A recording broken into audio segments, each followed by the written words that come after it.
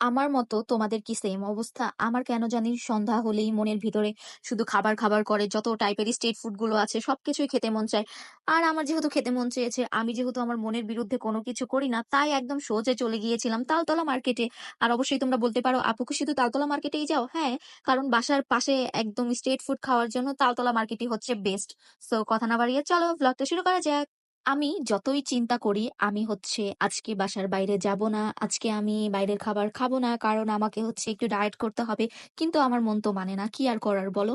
আজকেও আমাকে আমার ভাবি সন্ধ্যার পরে ফোন দিয়ে বলতেছে যে আরিয়ানের কিছু প্যান্ট কিনতে যাবে, তাড়াতাড়ি রেডি হয়ে নিতে বললো, কারণ সেই যাবে তালতলা মার্কেটে। তারপরে তো আমার মনটা খুশি হয়ে গেল, কারণ আমারও অনেক বেশি মন চাচ্ছিল আজকে বাইরের খাবারগুলো খেতে। তারপরে আর কি করার, তাড়াতাড়ি করে আমি রেডি হয়ে নিলাম।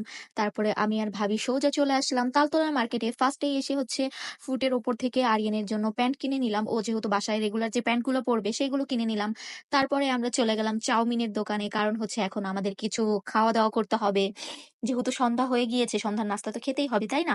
তারপরে আমরা চাউমিনের দোকানে এসে হচ্ছে দুই ভাবি মিলে চাউমিন খেয়ে নিলাম। তারপরে এদিকে আনিকাও চলে আসছে, আর আনিকা আজকে আরফাকে তারপরে অপু ভাইয়াকেও সাথে নিয়ে আসছে।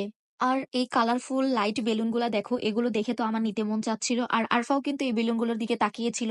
তারপর আমরা তালতলার পিছনের যে গেটটা ওইখানে চলে আসলাম, কারণ এখানে হচ্ছে অনেক মজার মজার খাবার পাওয়া যায়। এখানে মোমো, তারপরে হচ্ছে মালাই চা, মটকা চা, মানে সব কিছু, ছোট ফুচকা, এভরিথিং তুমি এখানে পাবে।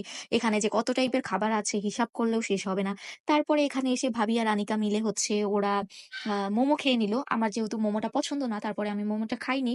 তারপরে তো আমি চলে আসলাম ছোট ফুচকার এখানে, কারণ ছোট ফুচকা তো আমার অনেক বেশি পছন্দ। আর আমি কিন্তু আবার মিষ্টি টক দিয়ে ছোট ফুচকাটা খাই, কারণ আমি ঝালটা খেতে পারি না। আর ওরা দুইজন আজকে ফুচকা খায়নি। আর মামা হচ্ছে আজকে আমার ভুলবশত ঝাল টকটা দিয়ে দিয়েছিল। তারপরে হচ্ছে ওইটার সাথে আবার আমি মিষ্টি টক মিক্সড করে নিলাম। তারপরে দেখলাম যে না, দুইটা টক মিক্সড করে নিলে মজাই লাগে, খারাপ না। তারপরে আমি আনিকাকে বললাম যে আনিকা তুমি আমাকে একটু ভিডিও করে দাও। সে যে কি ভিডিও করলো আমি বুঝলাম না। তারপরে আর কি ফুচকা খাওয়া শেষ করে এখন আমার এত ঝাল লেগে গিয়েছিল, কারণটা হচ্ছে আজকে আমাকে ঝাল টকটা মামা দিয়ে দিয়েছে। তারপরে আমরা সোজা চলে আসলাম চায়ের দোকানে। চায়ের দোকানে এখানে হচ্ছে চা খাবো, আর উপু ভাই আজকে আমাদেরকে চা খাওয়াবে।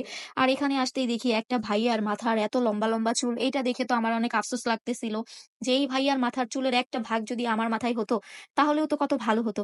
তারপরে বকবক করতে করতে এদিকে হচ্ছে চাটাও চলে আসে, তো এখন হচ্ছে আমরা চা খেয়ে নিব।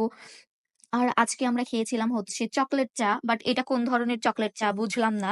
জাস্ট উপর দিয়ে হচ্ছে একটু, কি বলো এটা কোন টাইপের চকো চকো দিয়ে দিয়েছে, এটাই নাকি চকলেট চা। যাক, কোনো রকমের চকলেট চাটা খেয়ে নিলাম। বাট আমি প্রেফার করবো যে এটা কেউ খাবা না, পুরো ফালতু একটা চা। তারপরে আর কি খাওয়া দাওয়া শেষ করে এই যে রিক্সাতে উঠে সোজা বাসার দিকে রওনা দিয়ে দিলাম। তো আমার আজকের ভিডিও এতটুকুই।